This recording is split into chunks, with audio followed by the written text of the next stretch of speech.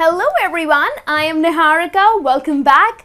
Well, in today's lesson, we are going to look at types of tea. So what comes to your mind when you think or talk about tea? Well, the aroma, the taste, tradition, or the social gathering? Well, all these beautiful elements are associated with a wonderful beverage called tea.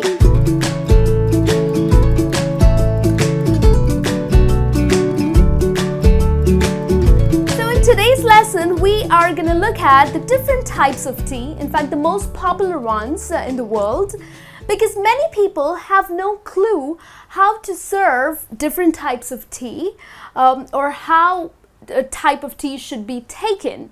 So that's what you're going to learn, and let's get started. The first one is English breakfast. Well, English breakfast is one of the most common type of tea that you would find in the world. Well, it was initially just called as breakfast tea, and it was developed by the tea master. He was in fact a Scottish tea master whose name was Drysdale.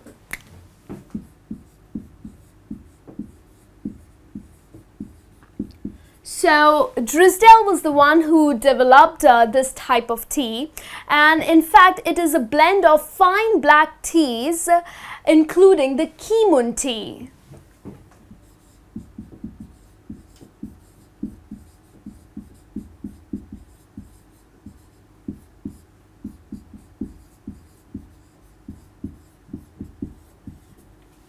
So why the name English breakfast? Well, eventually, this type of tea was extremely popular in England. So the London, tea shops or the tea stores renamed it to English breakfast because it is said that the aroma of this tea is very similar to a fresh hot toast from the oven. So, well, maybe that's exactly the reason why it is named as English breakfast tea. And how this tea should be served? Well, it should be served with milk or lemon. But please do not mix lemon and milk together because that would curdle the milk, right? So either it can be served with milk or with lemon. Okay? Now let's have a look at the second one, Irish breakfast. Well, surprisingly, Irish are great tea drinkers. Well, I learned it when I was looking for the information about tea. I didn't know that. So Irish people are great tea drinkers and they brew their tea very strong.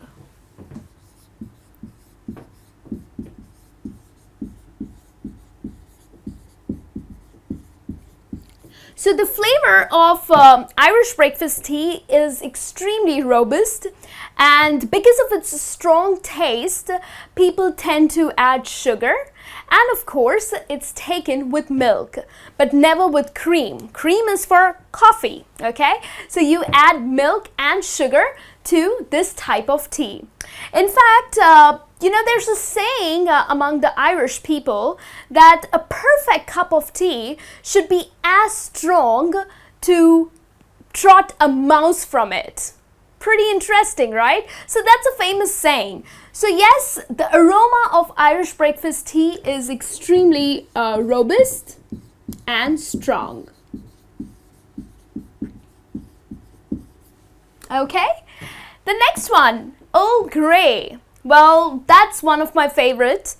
Earl Grey tea, there was this man named Earl Grey who was also a prime minister years ago under William IV. Well, of course, this type of tea is named after him.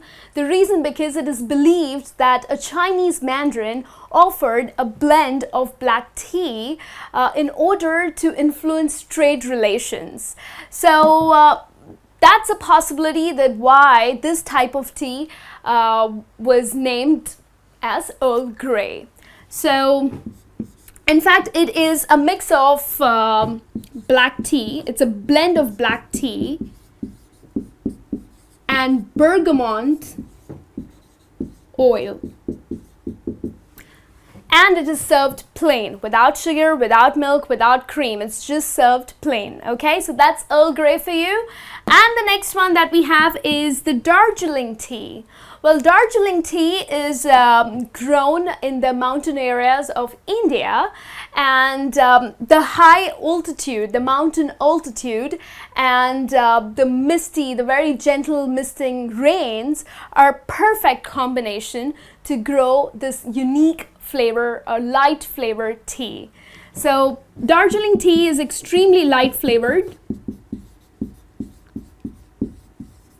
and in fact, even this tea is to be taken without milk.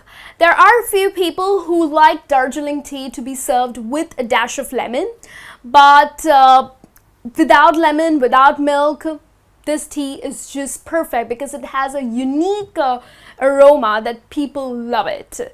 So that's Darjeeling tea for you. Another type is Oolong tea. Well, Oolong tea belongs to China. It was grown in China, but now it's very much grown in Taiwan, and it's called as elegant tea. In fact, it has another name to it as well. It's also known as champagne of teas. So again, Oolong tea has this amazing aroma. It's a cross between black tea and the green tea, and it has a very unique aroma to it. In fact, the tea leaves are fermented.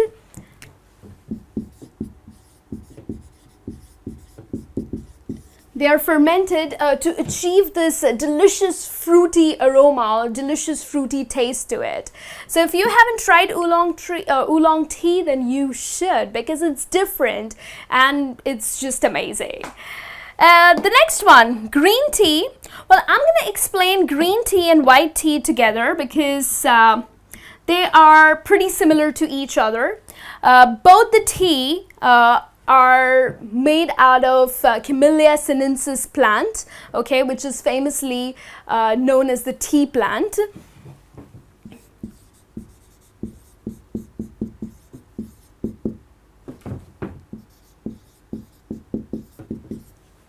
And they're very lightly processed. So the leaves of this type of tea that are made out of Camellia sinensis plant, they're very lightly processed to prevent oxidation. And they are lightest and the purest form of teas, and in fact has extremely wonderful health benefits. So if in case you're very concerned about your health, you want to be fit, you want glowing skin, then green tea and white tea are just perfect. Okay, and then the last one that we have for you is masala chai.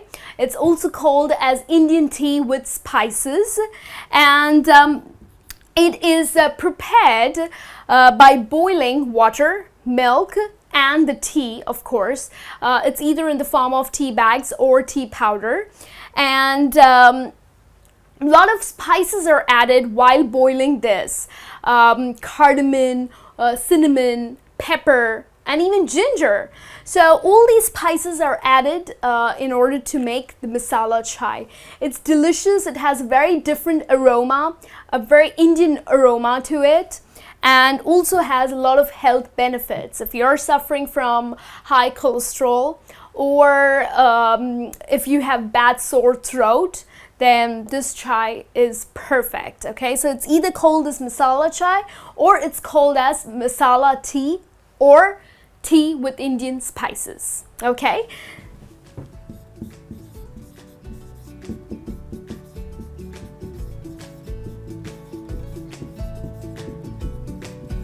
alright, so this brings me to the end of this lesson. These are the types of tea. If you had no idea, well, I hope this lesson is helpful to you.